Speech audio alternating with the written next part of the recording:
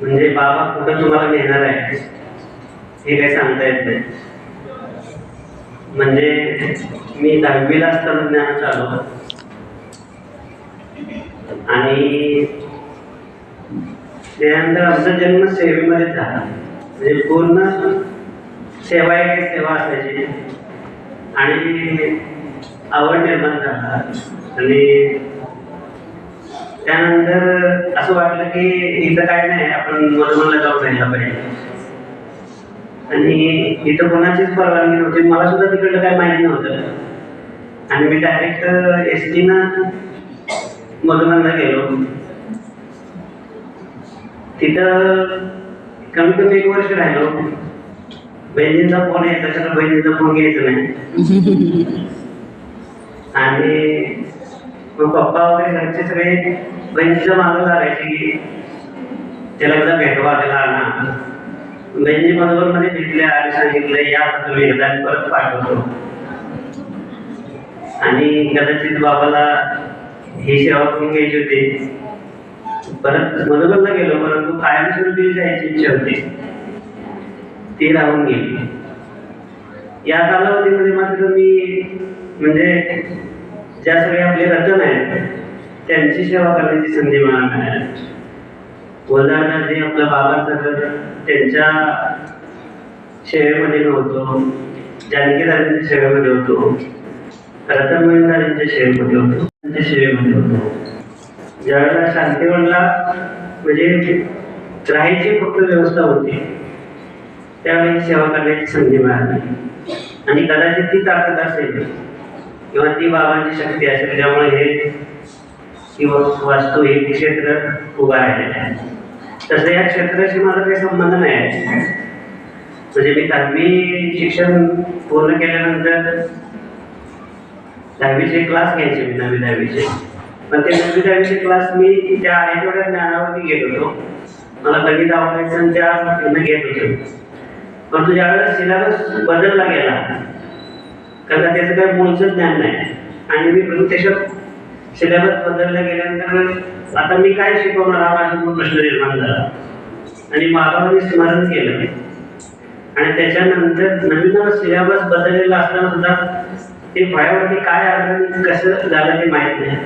आणि मी 10वी असताना त्यावेळेला 11वी 12वी मॅथ्सचे डिप्लोमाचे MOLE क्लासेस घेतले. माझ्याकडे त्याचं ज्ञान नसताना ही सगळी कमाई बाबाची.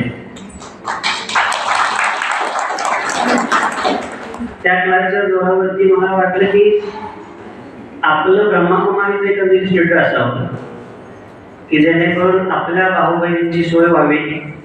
या दृष्टिकोनातून वाटलं की स्कूल आपण स्थापन करावं. आम्ही स्कूल स्थापन केलं आणि मग त्यात पण यश गेलं. पहिल्यांदा एवढे मोठे स्कूल्स आहेत, एवढे फंड्स, कोट्यावधी रुपयाचे फंड्स लागतात. आणि इथं हा एज्युकेशनल हब आहे वारणानगर वाठा. इथं सगळ्या निवासी शाळा आहेत आणि ह्यामध्ये आपण काही टिकणार नाही म्हणून आम्ही काय केलं, भाड्याच्या खोलीमध्ये पहिल्यांदा स्कूल चालू केलं.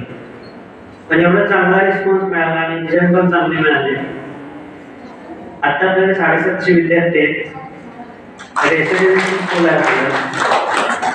11वी 12वी आर्ट्स कॉमर्स सायन्सची मान्यता आहे. फार्मसीची मान्यता मिळाली. अशा तऱ्हेनं हे फक्त झालं बाबामुळं. कोट्यावधी रुपये लागतात, पण आज आपल्या खिशामध्ये 1 रुपया नसताना हे सगळं चालतंय. मूळचं आमचं घरचं काहीच नाही. म्हणजे वडील आलेले अजून सुद्धा शेतात काम करतात. मूळचं घरचं काही नाही आहे. त्यांचं काय असं ते मॉडर्न सपोर्ट आहे एवढंच आहे. परंतु बाबाची सगळी कमाल आहे. या कालावधीमध्ये ग्रामपंचायत मला 50 गुंठ जागा दिली शाळेसाठी. आणि मी काय केलं की तिथं स्कूलचं बांधकाम चालू केलं. स्कूलचं बांधकाम केल्यानंतर काहीतरी बिझनेस तशी लोकांनी वरती कलेक्टरला कळवलं आणि जवळजवळ 2-3 इमारती बांधल्या आहेत. त्याला बुलडोझर लावला गेला. हे लावल्यानंतर परत आम्ही घरी आलो, मी आणि वडील. आणि वडिलांना आम्ही म्हटलं आता संपलं कसं आपलं आयुष्य, म्हणजे सर्वस्व संपलं. आता जे स्वप्न बघितलेलं होतं त्याला जर बुलडोझर लावला तर काय होणार. बरोबर पप्पांनी हे केलं नाही, आपल्या हारून चालायचं नाही, आपण परत चालू करायचं.